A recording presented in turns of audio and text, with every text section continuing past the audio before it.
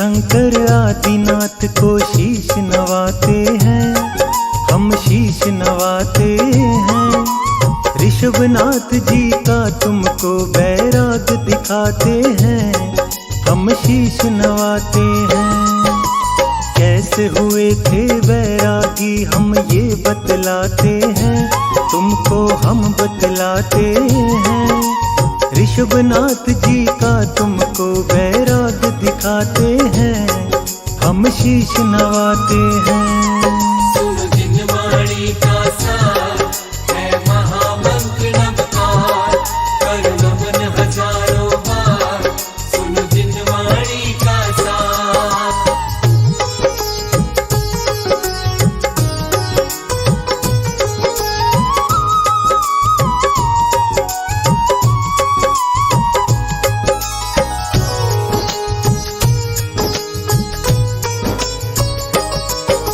प्रथम जिनेंद्र है आदिनाथ जी ऋषभनाथ भगवान, नाभिराय और मरुदेवी की सर्वोत्तम संतान।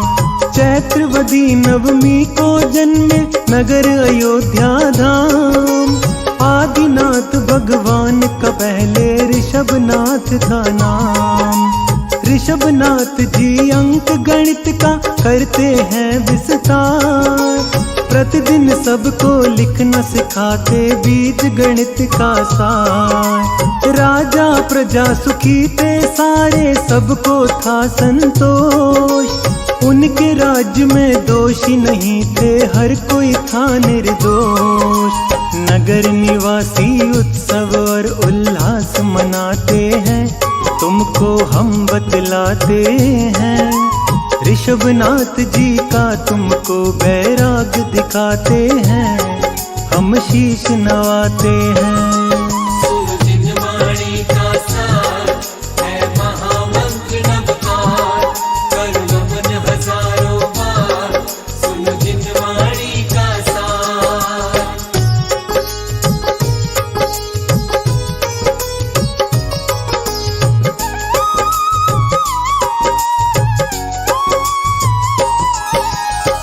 आदिनाथ जी का जन्म अयोध्या के नाभि राय के घर में हुआ था, माता मरु देवी की कोख से।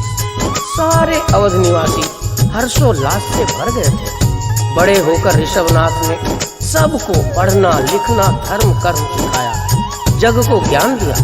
सब कुछ अच्छा चल रहा था, परंतु एक बार उनके नगर में अकाल पड़ गया। कल्प वृक्ष बिछड़ने लगते हैं तो प्रजा दरबार में आकर अपना दुखड़ा सुनाती है। कल्प वृक्ष जब लगे बिछड़ने प्रजा हुई बेहाल, आते हैं दरबार में सारे कहते हैं अपना हाल। आप ही राह निकाले कोई, हम सब हैं अज्ञान, आप हमारे माता पिता हैं, हम संतान समान। ऋषभनाथ उन सब का संशय दूर भगाते हैं, उन सब को फिर सूर्य चंद्र का ज्ञान कराते हैं। खेती करना फसल उगाना सब समझाते हैं, नियम न्याय और आदिक का उन्हें दंड बताते हैं। ऋषभनाथ जी अपनी प्रजा का साथ निभाते हैं, सबका साथ निभाते हैं। ऋषभनाथ जी का तुमको बैराग दिखाते हैं, हम शीश नवाते हैं। सुनो जिनवाणी का सार है महामंत्र नवकार, कर नमन हजारों बार, सुनो जिनवाणी का सार।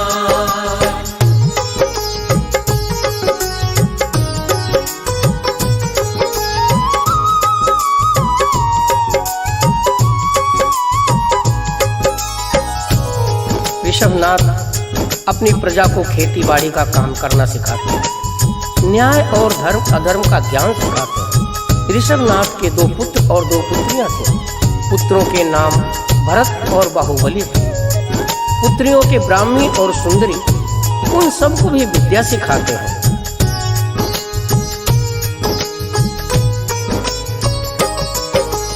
पुत्र रतन दो ऋषभनाथ के शोभित है दरबार। बाहुबली और भरत है दोनों सुंदर राजकुमार। दो पुत्री है ब्राह्मी सुंदरी आदिनाथ के आंगन। झूम रहा है हंसी खुशी से ऋषभनाथ का जीवन।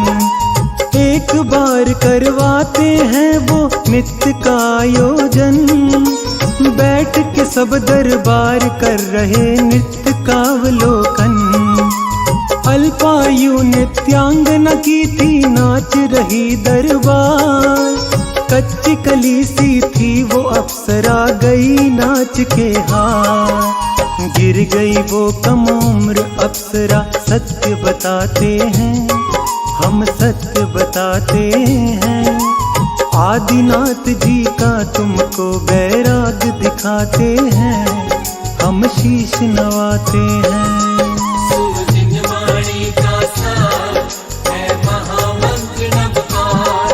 करुण मन हजारों बार सुन जिनवाणी का सार।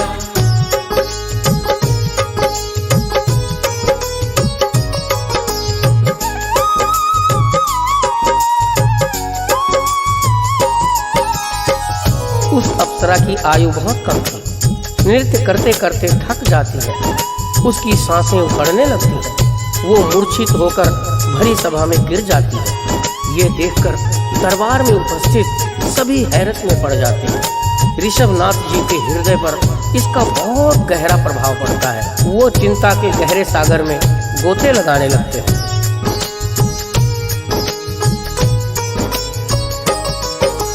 जाग उठा बैराग उसी क्षण आदिनाथ के मन। किसी काम का नहीं हमारा ये नश्वर जीवन।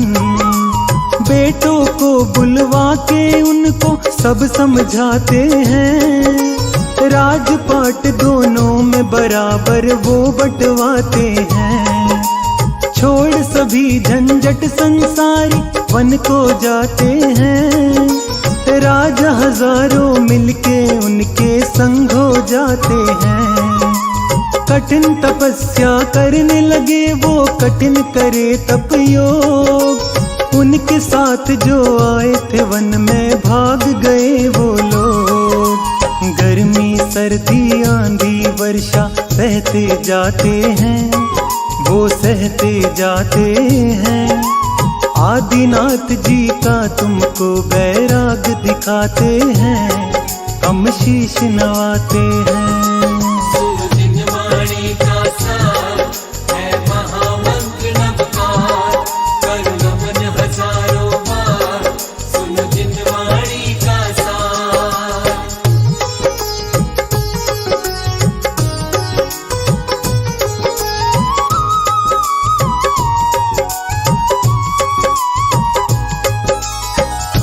आदिनाथ जी के साथ जितने लोग आए थे वन में तप करने के लिए, एक एक करके सारे के सारे चले जाते हैं। परंतु आदिनाथ जी तपस्या में लीन तल्लीन टस से मस नहीं होते। आंधी तूफान सर्दी गर्मी बरसात सब सहन करते हैं, दिगंबरधारी बन जाते हैं।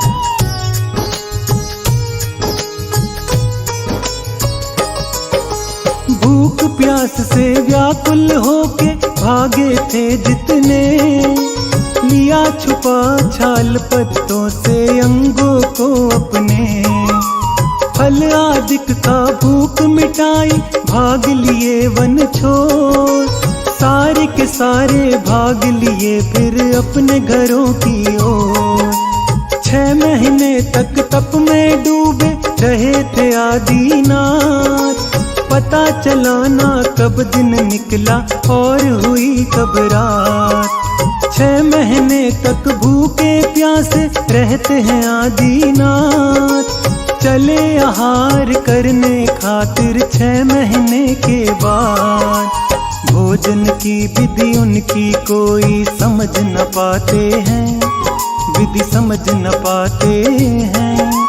आदिनाथ जी का तुमको बैराग दिखाते हैं, हम शीश नवाते हैं। सुरजिनवाणी का सार है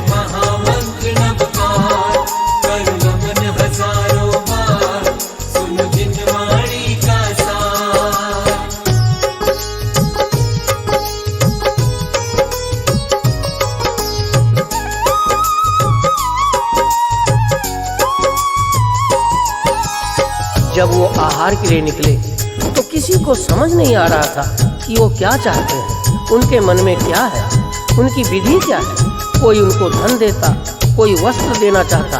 आदिनाथ चुपचाप चले जाते, बिना कुछ बोले, बिना कुछ कहे।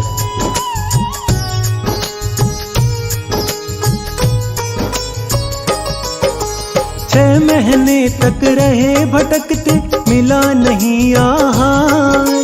पहुँच गए हैं चलते चलते श्रेयांश के द्वार। श्रेयांश को अपना फिर पिछला भव याद हुआ।